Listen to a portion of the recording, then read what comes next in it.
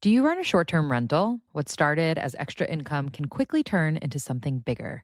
And in 2026, the hosts who thrive will be the ones who take control of their systems. Logify helps you do exactly that. It gives you your own direct booking website, automates guest communication, and brings all your bookings into one place so your business runs smoothly without constant hands-on management. Less chaos, more clarity, and a setup that actually supports the life you're building. If 2026 is the year you want your rental to work for you, use code SWEET20 for 20% off all yearly and bi-yearly plans, valid through the end of March 2026. That's sweet like hotel suite 20. Click the link in the show notes to get started. I am Rafat Ali, and you're listening to Sweet Success.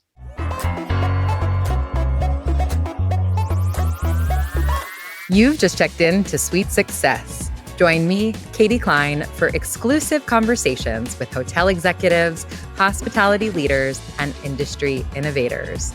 Together, we'll uncover the strategies and techniques these masters of hospitality relentlessly refine. Whether you're already in the industry or just starting out, tune in every week to unlock the secret to your sweet success. Hello, everyone, and welcome back to another episode of Sweet Success. I'm your host, Katie Cline, and today I'm thrilled to be joined by Rafat Ali. Rafat is the CEO and founder of Skift, the largest business intelligence and marketing platform in travel, providing news, information, data, and services to all sectors of the world's largest industry. As of last summer, Skift's also the home of this podcast. Before launching the company, Rafat founded Paid Content and Content Next, which he later sold to The Guardian. And prior to that, he was managing editor of the Silicon Alley Reporter. He's a journalist, an entrepreneur, a builder, and truly one of the most important voices in global travel today. Rafat, thank you so much for being here. Thank you, Katie. Thank you for having me. Thank you for the generous intro. Oh my gosh, it's easy to give you a generous intro. I really have to tell you, it's a little surreal for me to get to chat with you today because I started my career in the fashion industry. And after many years there, I had this aha moment that I wanted to move into travel. And I became a voracious reader of Skift, something that is obviously still true to this day. Flash forward to last summer when Sweet Success became part of the Skift family and now a sitting down. So just thank you for taking the time. Of course, yeah. No, it just so happens that we are in the same neighborhood, so we can share neighborhood stories. Exactly. We should have done this at a coffee shop. I know these days better known as Zoran's neighborhood as well. That's right. That's right.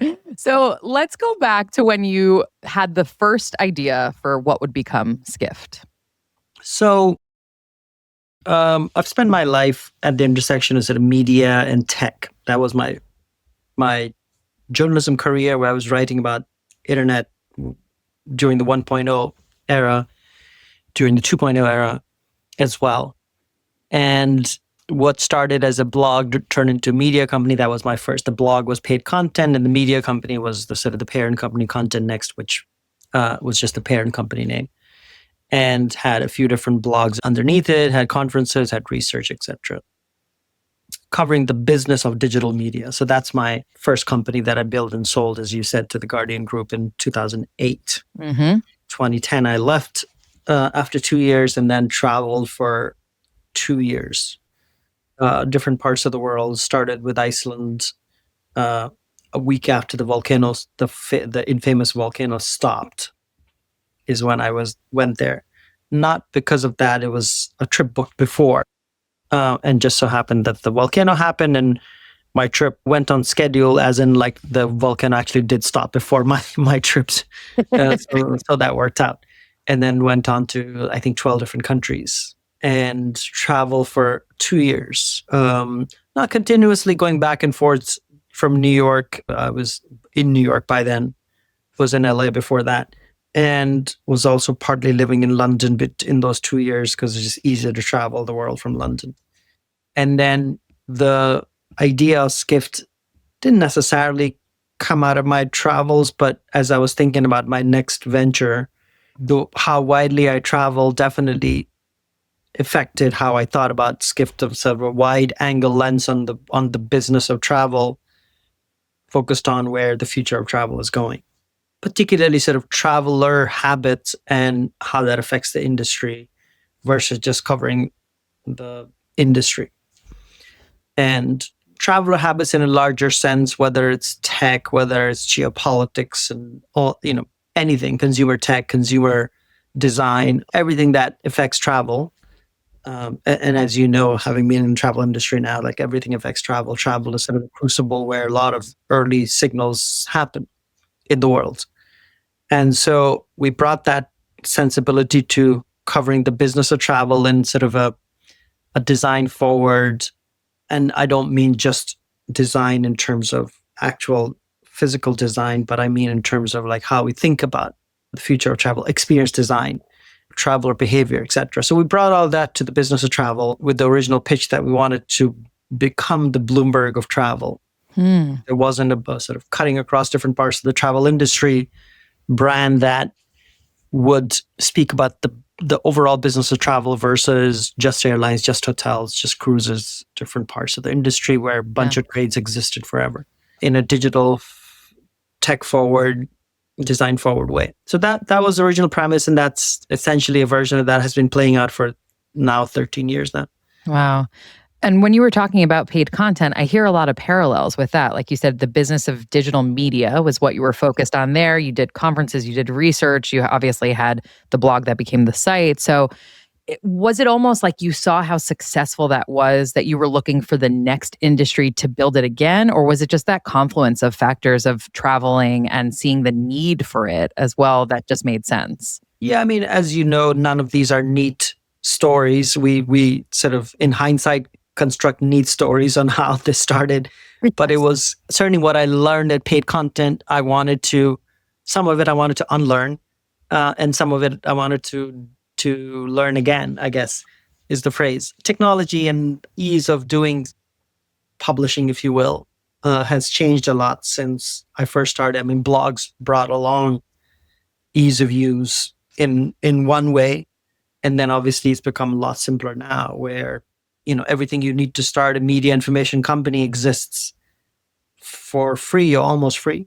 And obviously then it's up to you to build your quality, brand, focus, whatever else business. And so took lessons from there.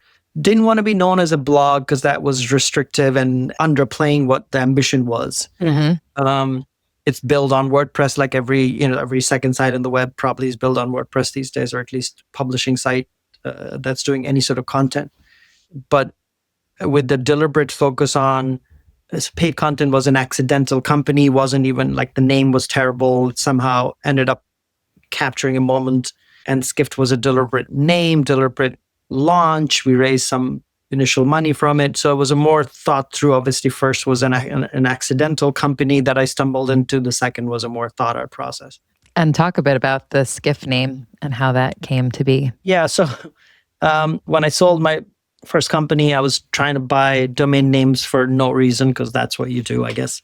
And I was trying to buy shift.com from a third party. And it was too expensive. And so I said, okay, I'm not going to do that. And then looked at variations of Shift. And I don't even know how I thought of variations of Shift. And then Skift was available. Like it was just available for $10 it was at that point. This is, I'm going to say, probably 2010 or something, or 2009 maybe. And so bought it with no sense of what I would do with it. And when I came up with the idea of Skift initially, it was going to be Travel IQ. That was the original thought behind it. Jason, my co-founder, Jason Clampett, who you know, said it's a terrible name, and he was correct on it. And because like when you write it out, it's L and I on a keyboard, it's hard to distinguish. So it looked like Travel Leak or something. And also like every second startup in travel was Trip this or Travel that back in the day. This changed a little bit now. So one of my investors, as in somebody who became my investor, angel investor, said, you have this domain name Skift, why don't you just run with it? And so, sure, it's a 5-letter word, sounds familiar if you hear it for the first time. And so that's why we went with it. And one of the decisions we did early was to focus on design, like make sure that it has a good sense of design on the website back in the days, and then our conferences later. And yet we chose yellow as the color as the predominant color, sort of bright yellow, which now people associate us with. And you've been to our global forum, and it's all over the place. And I'm wearing yellow shoes. Like it's a whole thing. And so all of those things were deliberate, but I don't know if it was like a grand plan, but it was deliberately thought through over a period of time, Right. which lend itself to the brand. Obviously, we had to underpin it with great editorial over a period of time, which we did. Yeah. The intention was there to focus on brand, to focus on branding. But like you said, you didn't necessarily know that flash forward, you'd be wearing yellow sneakers to really pull that through, or how kind of iconic it has become within the travel industry and recognized. Yeah. So much so that people come to our conferences wearing yellow themselves to be part of the experience. Speakers do, attendees do. We have a Skift fashion feed from the Global Forum, particularly because it's just the largest one that we do here in New York. You were there this year. It was amazing. We started, I think, by wearing yellow socks or maybe yellow pen or something. And then it morphed into me wearing yellow shoes. And then I think the rest of the team wear yellow socks. Some of them wear yellow shoes and sandals as well now, etc. Yeah, amazing. You had mentioned Jason, your co-founder. How did you guys meet? And now that you've worked together for so long, what do you think is the secret to finding the right co-founder for somebody? Jason was introduced to me through somebody that we knew. The funny story is that I was going to partner with this other guy, and he was going to be the business guy. I was going to be the editorial, because my background is a journalist. Mm-hmm.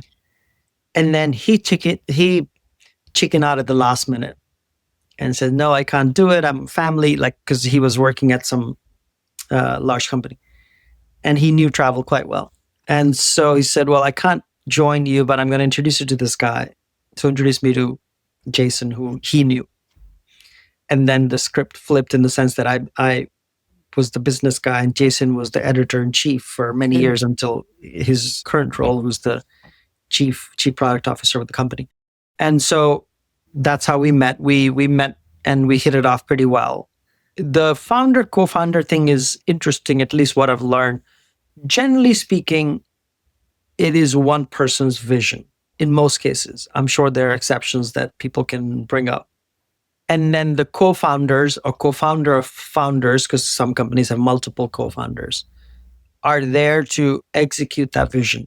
And the more clarity there is of that role, yes, you're equal partners, but also the vision is of one person that is enhanced by the other person in many different ways. It's also gut checked by the other person in many different ways over years. And that's generally, but it's a clear delineation of responsibility. Mm-hmm. It was also clear because in our case, Jason was focused on editorial, I was focused on business. So I was initially the external guy trying to raise money and trying to hire people after.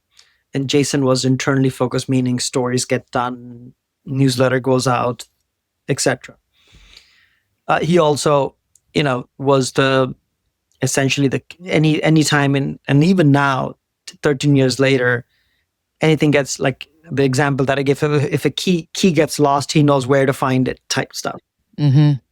And so he's an all-rounder in that sense. Like he's the keeper of the legacy in many ways, but also knows like, oh, where did we do this and over 5 years ago and where can we find it? Right. So he will know how to do that. One of the challenges we've had to figure out is to not put that burden of like, he knows everything, so everybody goes to him. Right. And now it's large enough that doesn't happen as much as it used to. So that's the delineation of responsibility that I think is important. I've seen an example of that, for instance, in Airbnb, where Brian Chesky is the CEO. Co-founder, he had two other co-founders. But the other two co-founders knew that it was Brian's vision. Mm-hmm. And they were executing on it. Mm-hmm. They all obviously played a big role in it, but it was his singular vision, his singular intensity that he brought to it that made it the success. And the other two co-founders knew it, and that's how it became a success. So I think that's at least my experience of how it works. Jason and I bounce things off each other. He will gut check me, and turns out most of the times he's right type thing. One of the other things we've learned is we get an idea and I think it's the most brilliant idea and just let it rest for a few days and then pick it up later. Because like almost many times you realize, oh, that was such a dumb idea at the time type thing. So we both have figured out ways to pick our lanes, if you will. It's really interesting to me about that story because you were going to be the editorial person and you had someone with you who was going to be the business person. Then you met Jason and you switched. Jason came from an editorial background and that was his passion, was editorial. But why weren't you thinking like, oh, well, it's great, but I'm doing that and, I'm going to find somebody else who like ticks this like very specific box? Was it just like you guys had this great chemistry that you thought, I could do the other side of it, forget it, and you can do the editorial side? Yeah, no, I think his flexibility is what, he was very flexible. He said, Rafat, again, he initially said, and I think it's very rare that anybody has this level of awareness. He said, Rafat, it's your vision. I'm coming in, executing it. Whenever you think my work is done, just tell me. It's very rare. I mean, his work is not done, obviously. And he and I are together building it. And then Carolyn, who is our current president, she has been our president for 10 years now, since she's joined in 2015 and is almost a co-founder. Dennis Shaw, who's my employee number one, he's the founding editor. So he was technically the first employee because I met actually Dennis before I met Jason. Wow. He was working at this other travel trade publication, has been around for a long time, covering the online travel, the start of online travel, whatever, 25, 30 years ago. He's been covering it as a journalist from the start. So Jason, I, and him essentially were the founding team. Jason and I were involved in the launch of the site. Dennis was writing stories, helping us break through as a brand, was obviously very well known, so he could get stories that I didn't come from the industry. So even though initially I was writing quite a bit when Skift started, because just three of us were doing everything. Now I don't, but I do. I mean, I do and I don't. I go in phases now. I don't do reporting like any journalist would do. At this point, I write sort of thought leadership stuff or come up with frameworks, or I post on LinkedIn quite a bit, as you know. Keeps us visible, keeps us on the forefront of trends and thinking, and because I talk to a lot of people in the industry all the time, daily pretty much. So I pass on concepts or story ideas or tips at times to the team that then does stories. There was a story on AI job losses today that I passed on, not the tip, but the concept to the reporter. Yeah. Adriana, who did a great job. So I'm not editorial, but I'm involved from a big picture perspective. And how quickly after Skift launched did you feel like you were gaining that notoriety and really, really that you were onto something here? Yeah, I think a couple of things happened. Because we were journalists trying to break original stories, break stories. Right. So we broke some major M&A stories early on, Priceline buying Kayak, Lonely Planet back in the days getting bought by that reclusive billionaire that bought it. I broke that one. Actually, Kayak one I broke too. Dennis broke a bunch of stories initially. And so original reporting really helped us break through. I mean, there's no secret to it. It's just like one thing one story at a time. Mm-hmm. American Airlines buying, what was the airline they bought? Whatever airline they bought at this point, it's been so long. In 2012 or 2013, they bought this airline and became American, the world's largest airline. They did a rebranding. We broke the story on what the new brand would look like. And we had a live blog going and it was very popular. So just again, by no secret, just like doing the real hard work of gaining audiences, we started breaking through. And then our global forum, the first conference we did in 2014, so 2 years after we launched, we did our first conference, what has now become the Skift Global Forum. I mean, it's always called the Skift Global Forum. And that was year one, a one-day conference at the New York Times Center here in New York. Mm-hmm. I think that was the moment where, like somebody tweeted, actually Wendy Perrin, who I think you may have heard of and people in the industry know her quite well. tweeted, I remember from there, saying, this is the Davos of the travel industry that we really needed. Something along those lines she tweeted. And that, I think, probably would have been one of the major milestones to say, okay, yeah, we have arrived and we're doing something that I think has legs. Yeah. What is the hardest decision you've ever had to make as a founder?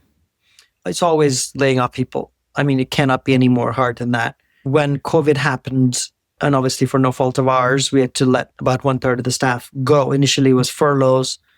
And then after 2 months, we had to let most of them go, almost all of them. And COVID was really tough. It was the decision of coming up with those 20 people. Like we were almost exactly 60 people when COVID hit in March. I mean, we started seeing signs in February. Mm-hmm. And by April, we had to come up with a list of 20. The executive team had to come up with a list of 20 people. Initially, the exec team minus me came up with a list of 10. And I said, that's too little. It's not going to make a difference in us trying to rescue the company from a money perspective. Yeah. And so I gave them literally, I remember it was a Zoom calls, if you remember, it was called like these. Yeah. That we were all doing. And I was in my other house in Astoria. And I gave them maybe an hour to say, come back with another 10 names, which sounds very dispassionate and was brutal. But we had to do it. Yeah.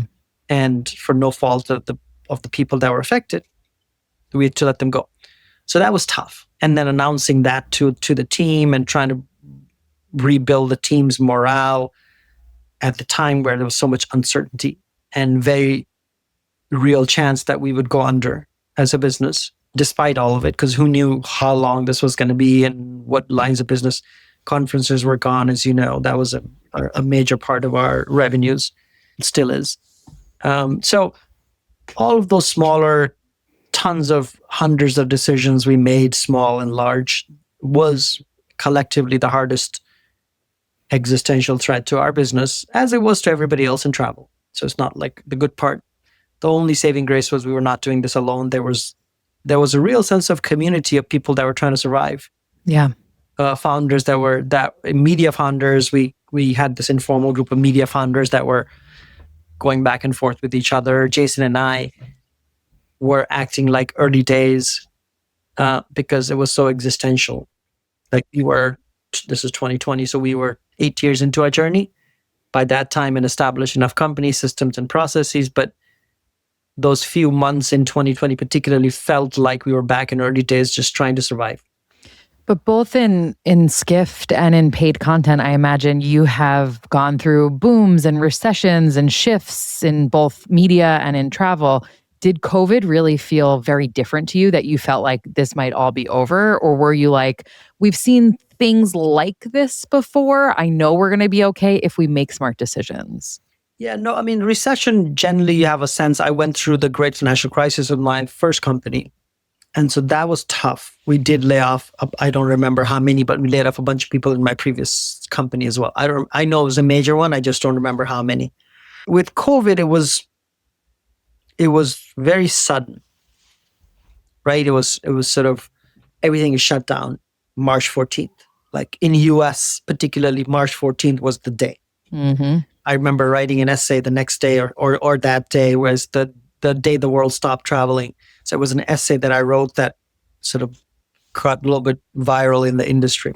And so it was quite sudden. And obviously us working from home, which was a new experience for all of us, everything was new. Like it was the first pandemic in our lifetime that certainly we had to deal with, and travel being the center of the worst affected sector in all of business. And so definitely a lot of things were new, and we had no sense of, initially it was a few weeks and a few months, and who knew it would stretch on for 2 years, 3 years. Vaccine, nobody had any sense of, obviously, at that point. So it was definitely different. And the good part that we came out of it is that, one, we became a fully virtual company permanently, or at least, for the foreseeable future. I have no desire to go back into office. We're from 60 down to 40 now. We're close to 100 people in 16 different countries. And have bought a few companies along the way. So, it took us a while. We lost, I would say, 3 years of business, which is not really unusual because a lot of companies lost those, those are the lost years, if you will. But it reset our business. Virtual company, much better profitability, like solidly profitable as a company. Hard as it is. I mean, it's always hard, as you know, in media information businesses. And the world's changing so fast, particularly over the last couple of years with AI, et cetera, coming in. But yeah, it's and then we had a moment where Silicon Valley Bank went under 2 years ago, if you remember. I remember that. And then we had all of our money, every penny of every cent, I guess, of our money in Silicon Valley Bank, and we could not take it out in time. So we lost all of that money, and we lost for three days because it was sort of a brief period, and then the government stepped in to backstop, and then everybody's money came back, and Silicon Valley Bank was rescued, etc. So that was tough. Oh my God, that was like COVID compressed into 3 days, and thankfully only 3 days. But really, because it was so compressed, it was awful. It was just awful because we didn't know how it would make. And it was a Friday till, I think it was maybe Thursday and Friday, Saturday, Sunday. And then Monday, the money came in the morning. And nobody in the team, except for the executive team that was trying to rescue the company, trying to figure out how to get money to do the payroll for Monday, which was going to run on Monday. How do we get enough money to do the payroll? And Monday, every Monday at 11 a.m., we have a company-wide call. Just every team tells what they're working on. And I had a memo prepared to say, here's what's happening. And then like by Monday morning, when the money came back like an hour before the call, I modified the memo to say, this is what happened. So you told everyone anyway. Well, this is what happened. I mean, because they were reading the news, but right. Some of our team knew that we had a bank account in Silicon Valley Bank, but most of the people didn't know because it's not a thing that generally employees care for. No. Of like where the company is banking. Right. We made a joke out of it after, but it was, oh my God, it was awful. Wow. But yeah, anyway, it came back, and obviously, now we have 3 bank accounts just spreading out as a hedge thing, and we have money invested and long-term stuff. And yeah, so now we know. Everybody learned the lesson then. Well, not only was the travel industry really hard hit by COVID, but also New York City was. And as you mentioned, you and I are both fellow Astorians. What is it about New York City that made you really settle here? You had said you came back and forth when you were doing your 2 years of travel. You've been here for quite some time now. I believe you're from India originally. So why is New York home? I mean, New York is home for the same reason it probably is for you, which is that it's just the sheer energy of the place, the diversity of existence here. I wouldn't even call people, but just existence. I mean, people are part of that existence. We moved when I had my first son, and he was about a year old. We were living in Long Island City then, which is next to Astoria. I mean, technically, I think our zip code is Long Island City. And we moved to the suburbs in Westchester we lasted 9 months. Because we hated it so much. Not the people in the suburb or anything like that. It's just that the existence was very isolating. And then we moved back, and that's when we moved to Astoria. And that was 2016 or something, 2015 or 16. So we've been here since then. And just, I mean, Queens in general, New York writ large, but Queens specifically, and Astoria even more specifically, just the breadth of diversity you find, both in terms of, it's not Manhattan, but it has enough of a little bit of a sort of a neighborhood feeling. And I wouldn't say suburb, but it has, it's not tall buildings all around you, even though that's changing, as you know. Queensboro Plaza, which is all tall buildings. But anyway, so I think New York and being connected to the world, both in terms of flights. Yes, we're a virtual company, but everybody sort of passes through New York, so end up meeting a bunch of people in the industry. our global forum happens here. So it's where everybody wants to travel to. Obviously, it's not like there's no one city in New York, in the US that's the hub of global travel industry. Like New York is the hub of media, finance, whatever, but it's not the hub of travel. So everybody comes here. And so from that perspective, it's as convenient and central as it can get, being based anywhere. And then the kids have such a multicultural existence here. You know this because you have 2 kids as well, and so it's just the diversity of their experiences, which matters in a world that is global, in a world that we as global souls travel. We want them to have a similar existence as they're growing up. So that's for me is what I love about New York. I personally like to think of Queens as Brooklyn without the ego. Yes, 100%. Yes, 100%. Yeah. Even though it's becoming as expensive, honestly. I mean, this is true for all across New York now. We have, even in Queens, we have like in Astoria, we have $7 coffees now. People are paying for it. It's crazy. It's crazy. I know. Yeah. I want to go back to a bit of you as a journalist. And I know you said, obviously, you're not doing reporting per se, but you're still doing, you're leading a lot of interviews at the Global Forum and other events you're doing. You're talking to people in the industry all the time. So when you are interviewing a CEO or another executive, what is your number one pet peeve? Pet peeve, if they are on script. So we had this, I'm not going to name the CEO, but at the Global Forum this year, as you know, I had a lot of interviews on stage, like some ridiculous number, like 10. Even though my team and I try that I have more business meetings because that's my role. Right. Anyway, it ended up being 10 interviews. And one of them particularly was the CEO of a large travel company that was very script. Like, I would ask questions and they would stick to the script. And it comes across like if I'm doing 5 interviews and one out of them is scripted, people are smart. People that are listening are accomplished, smart people in the audience. They immediately get it. So I think that's the pet peeve from if you're 2 stage managed and 2 PR managed. It ends up like harming your business. I mean, you spend your life in PR these days, particularly. Authenticity, like this is the whole podcast revolution, like authentic conversations is why people are gravitating towards alternative media. Mm-hmm. And it's the same that is there in real life too. And so if I'm interviewing Brian Chesky of Airbnb, if he's opening up and being vulnerable to the extent that he can be on video and or in person, then I think that comes across. Mm-hmm. I know exactly the interview you were talking about at Skift Global Forum, because to me as an audience member, I felt exactly the same way. And I appreciated you as a moderator poking at that a bit, respectfully, of course.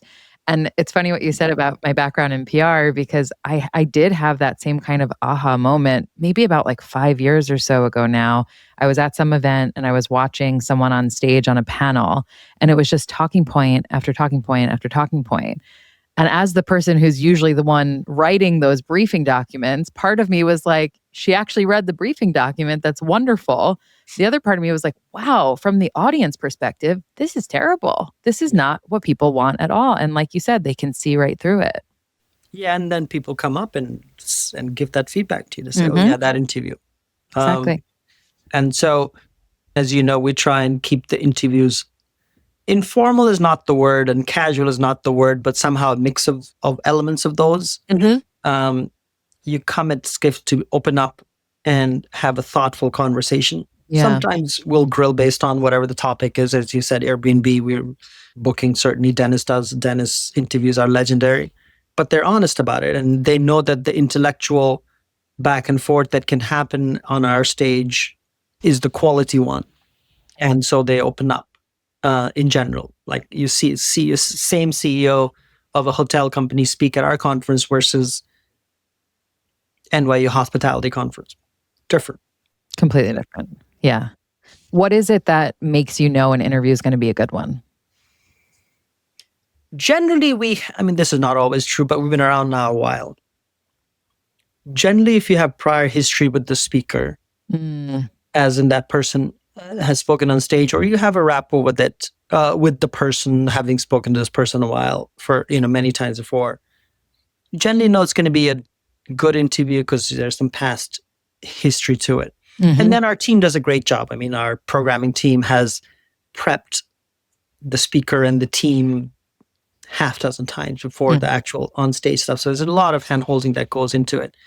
If they're sounding stilted in the prep process, if they're, for instance, giving just a presentation on stage, then our team will work and make sure that it is not just the PR pitch purely, but it has real substance beyond the PR part.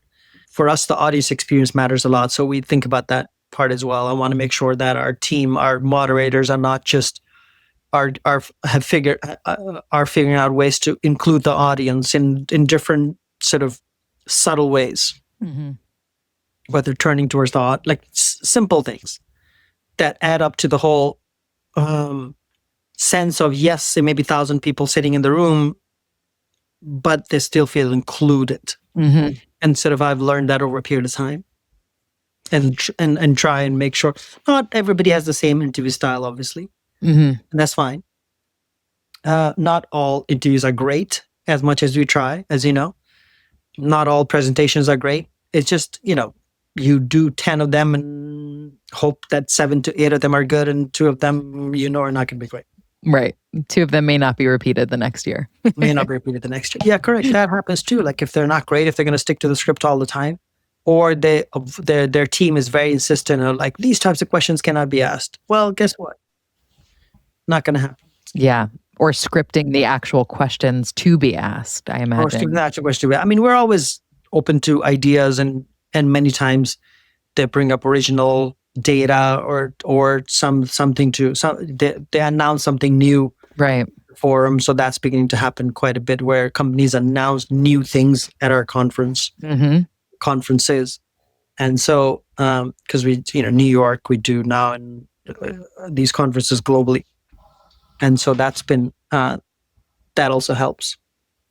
If you had to choose one macro force, technology, economics, climate, consumer behavior, anything at all, that you think will most dramatically reshape travel over the next decade or so, what do you think it would be? Yeah, and it's not AI. Meaning, according to me, it won't be AI. I mean, that is, I'm so happy to hear you say that, because I thought for sure, I'm like, is he going to say AI? Well, I mean, from the buying prospective, sure. But like travel is not just the buying part. Travel is the whole thing. And again, travel doesn't exist in a vacuum. It exists in a continuum of the world. And so for me, which we've been talking about for a while, just the demographic changes in the world, as in the rise of the global south, whatever you want to call it. Population changes in China, in India, and India becoming the most populous nation 2-3 years ago in the world.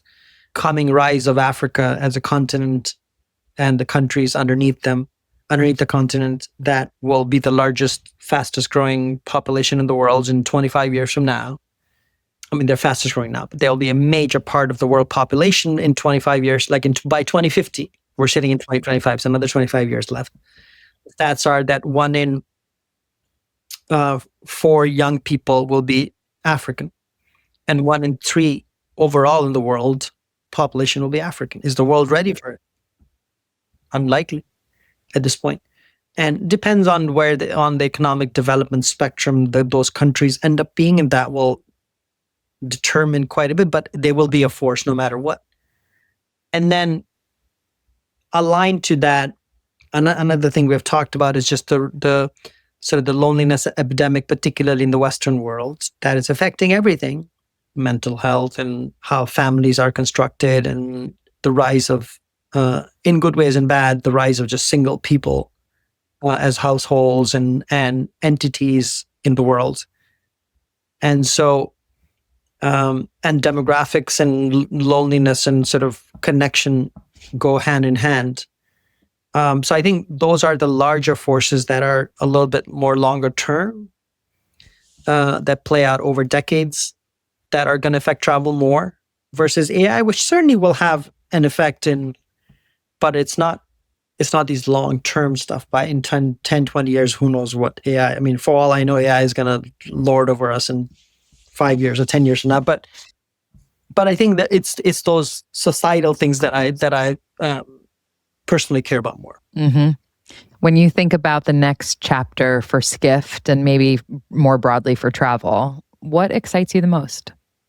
I think in travel, this sense that people are looking to go deeper when traveling, certainly when it comes to food, culture, this ability to get underneath the skin of a place that's one, people are more receptive to, two, is more possible now if you want to. Mm-hmm.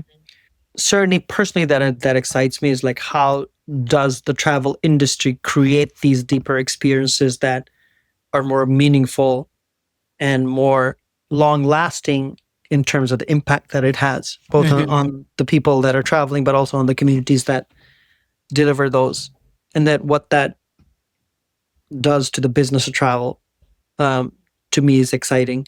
And then with Skift, we're 13 years in, so we are now in our sort of full bloom youth, if you will, But in many ways, we're just getting started, and aggressive ambitions on how we grow from here, both organically as in continue to have our global footprint, grow our global footprint, go deeper into different parts of this travel sector, figure out a business on audio and video, which is how the world listens and communicates now, as you very well know. Mm-hmm. We do a bunch of podcasts and video from our conferences, and our team does videos on and off, but we need to do a better job at it. And so that's the big goal in front for 26, but also sort of long term is we need to be wherever the audience is and however they want.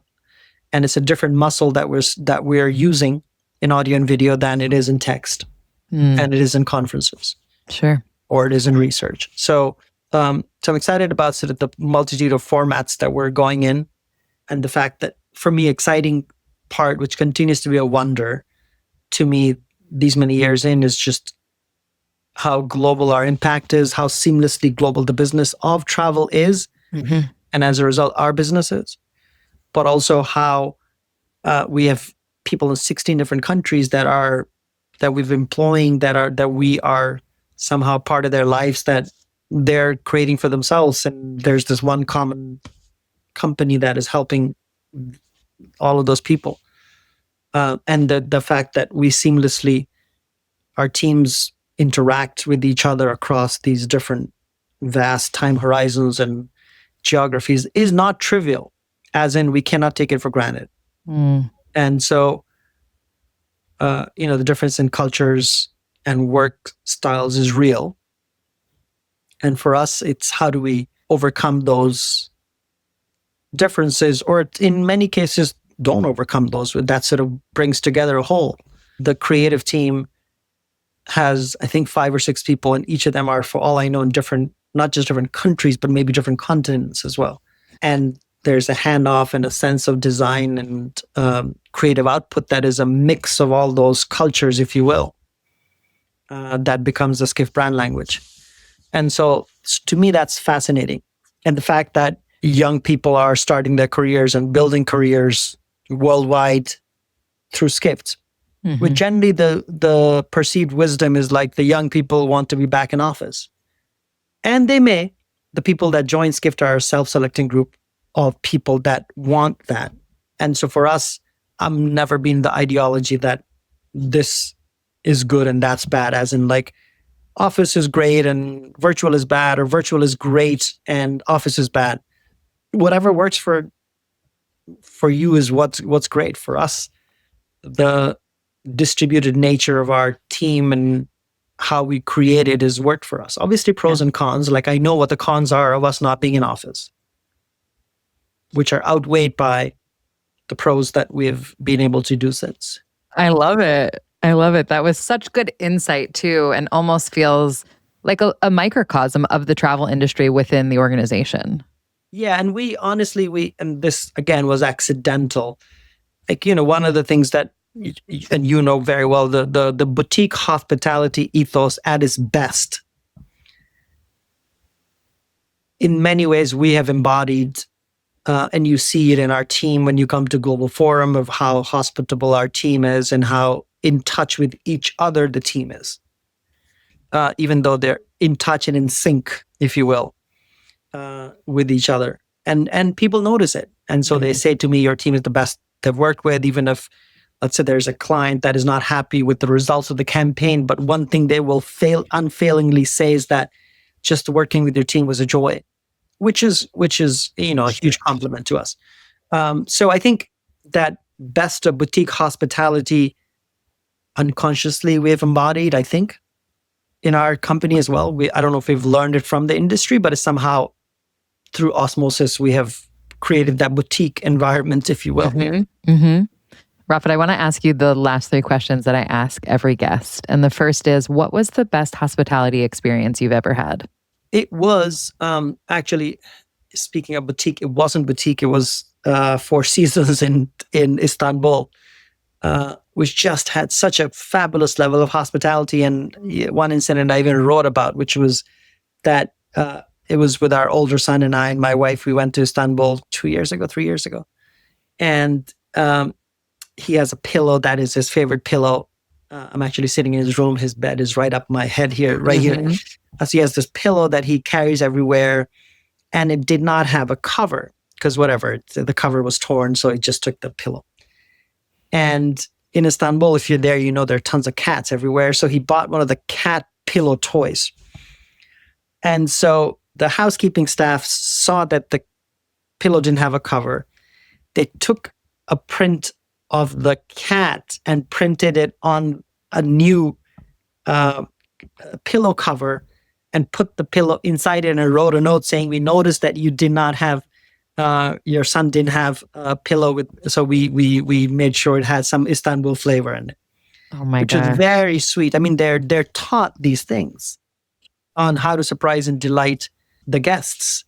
And that story will stay with us forever because it was such a meaningful day and our son was really happy, and that's his pillow cover now. And on the flip side of that, what was the worst hospitality experience you've ever had? I don't know. It's probably my wife and I were thrown out of a hotel in India, in Delhi, by the French owner it was part of our wedding.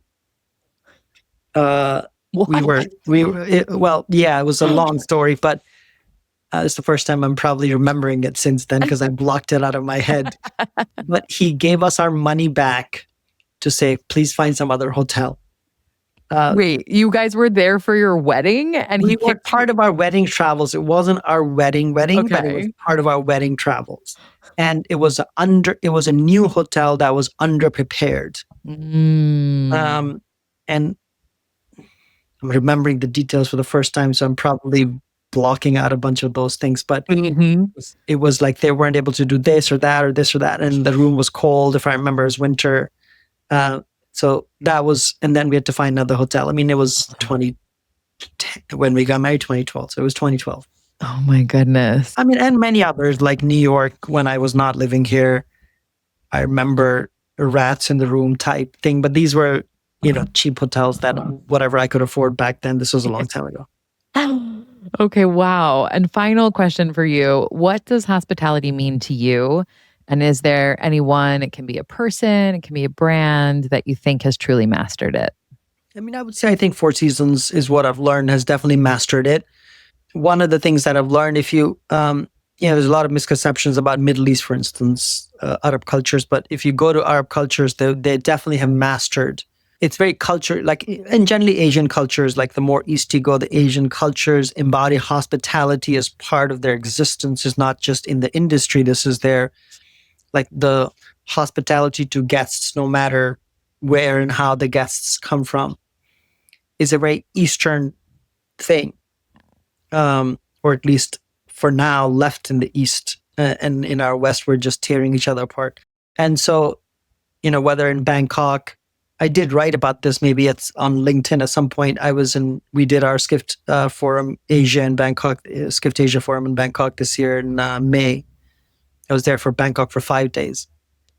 And I did not have a single bad meal. Wow. Except for the hotel breakfast. That was not going to name the hotel. Which you would have thought hotel breakfast would be great because they're usually great in Asia. Right. But every other experience of having food and the hospitality that comes with, like there was a Chinese restaurant where every table was assigned one dedicated person. And that person's job is to stand there no matter what until you decide on your order. We didn't realize it's not like an upscale restaurant. It's just like a regular thing. So just the freshness of ingredients, the sense of hospitality, like Bangkok was certainly right up there. Rafat, this has been so much fun. Thanks for taking the time to do this today. Of course. Thank you for having me. All right, everyone. It's time for today's sweet summary, where I break down the key insights and actionable takeaways from today's conversation. Rafat's passion for the industry is palpable.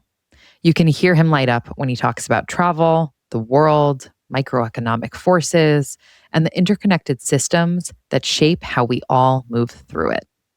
It's an authentic fascination, almost a reverence, that allows him to stay so deeply attuned to travel's past, its present complexities, and the future that's rapidly taking shape.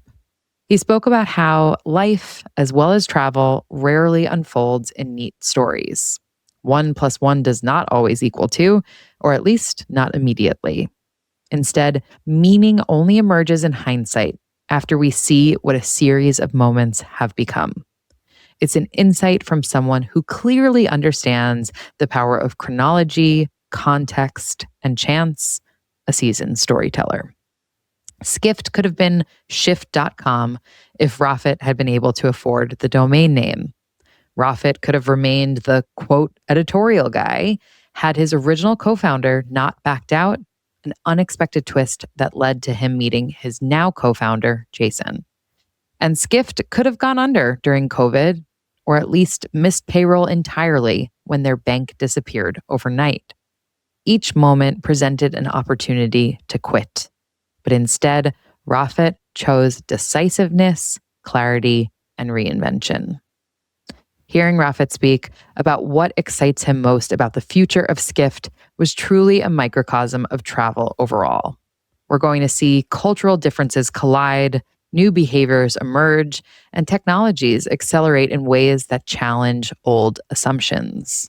And sure, we can work to reduce some of the friction that naturally comes with that.